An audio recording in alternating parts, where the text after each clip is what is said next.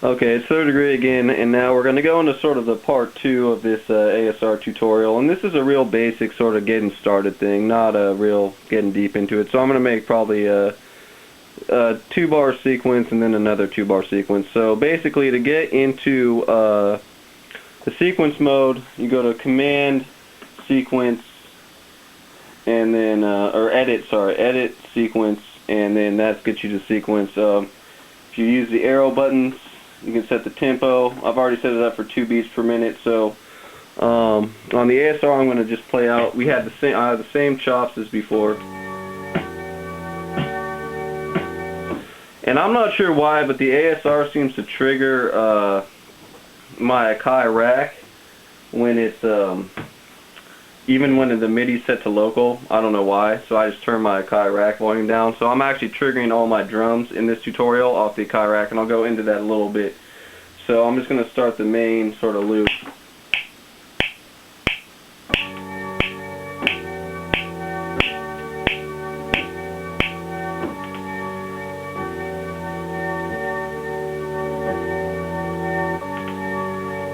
So I'm going to keep that. I'm going to quantize it even though it's pretty on point. So quantize.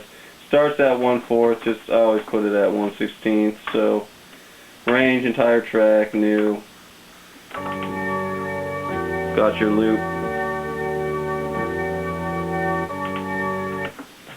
So if you're just using the ASR10, you can kind of disregard this next part, but I'm going to show you some close-ups, and I know it's probably kind of irritating to watch with the different, the camera moving around, but I want to make sure you can see at least somewhat what I'm trying to do. So I'm going to move on to the MIDI part real quick, and if you're not using MIDI, again, just disregard.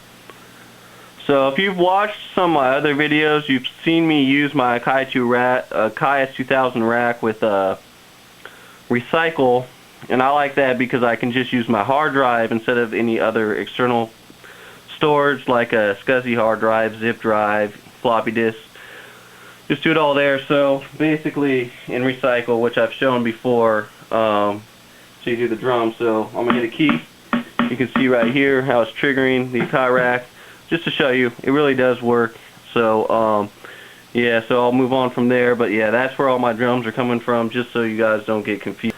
So if you are triggering your ASR to an external device and just sequencing another MIDI device, this is basically how you do it. And I kind of got started on this not thinking about something, but so basically you want to create a new instrument, Command, Instrument, Create New Instrument, Enter.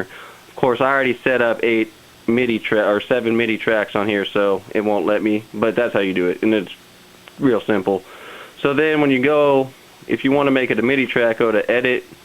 I have already set my MIDI status on local. You can set it, or let's see, that's local for track 8, which is the ASR10 sample, and then track 1 is set to MIDI. That'll be my snare track. Track 2 MIDI, kick, 3 hi-hat, 4, 5, 6, whatever else I decide to use. So basically with the MIDI, it just triggers my ASR10 rack.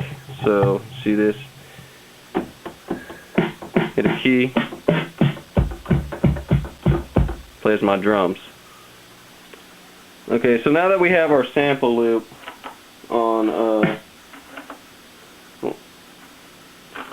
gotta get this back to local, got our sample loop.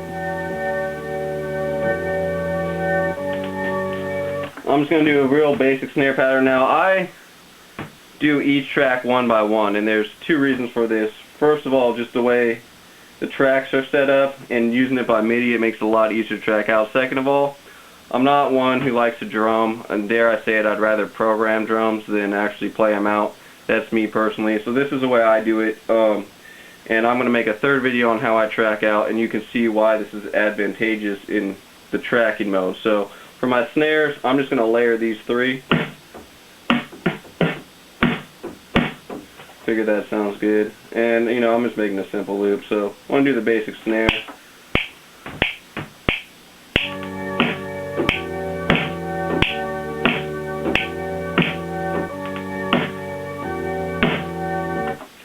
And if you notice, I kind of played at different velocities. I'm moving around. It's kind of hard to focus. So I'm going to redo that track.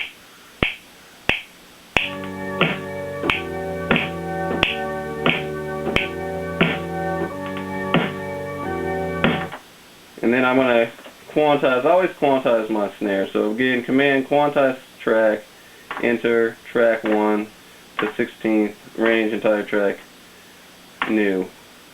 So for my kick, I go to track 2, find the kick I like.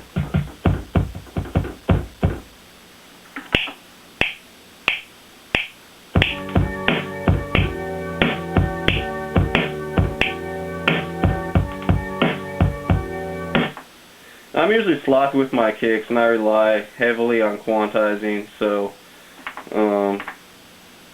quantize that too.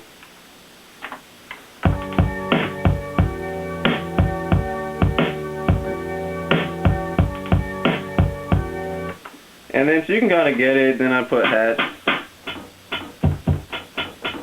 So I'm just going to go through and make this the rest of the drum beat. You don't need to see all of it. It's, you know, same thing, just different instruments. Okay, so now I got my basic loop, and like a lot of you people, you probably don't always want to replay everything, every sequence. So like almost every sequencer, you can just copy the sequence to a new one. So I'm just going to go to Command, Song, Sequence. Go to, Command, Song, Sequence. Copy sequence. From sequence 1, sequence 2, you can name all. I'm going to take the time to. Go to Edit, Sequence Mode, go to your new sequence.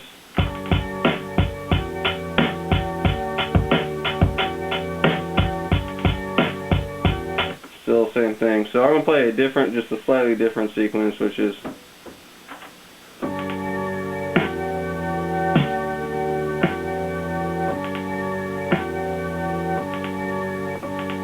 just a simple change up. Obviously I'd go way more in depth if I was making a full on beat, but just for tutorial purposes, or maybe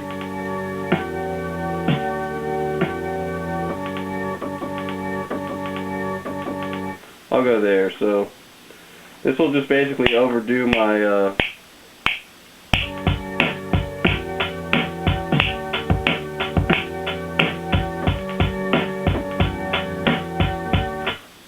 sorry, I wasn't paying attention. This is 2 bars. Thought it was 4 bars. Sorry.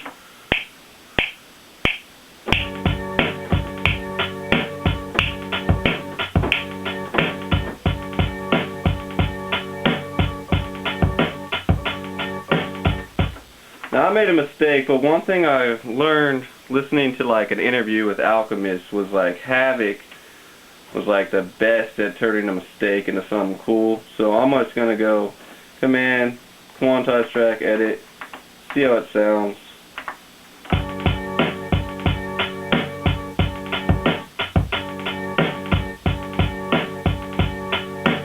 So yeah, mistake. It sounds cool to me though. I mean, whatever. So last thing I'm going to do, I might just go into the song arrangement mode. So now to switch the view again. So I basically decided to make just a little change in the first verse to make 2 verses. Just change the kick and the snare pattern just a little bit. So we have the verse 1 and verse 2. So I'm going to make a typical 8-bar sort of deal with a 4-bar hook. So I'll just play it through.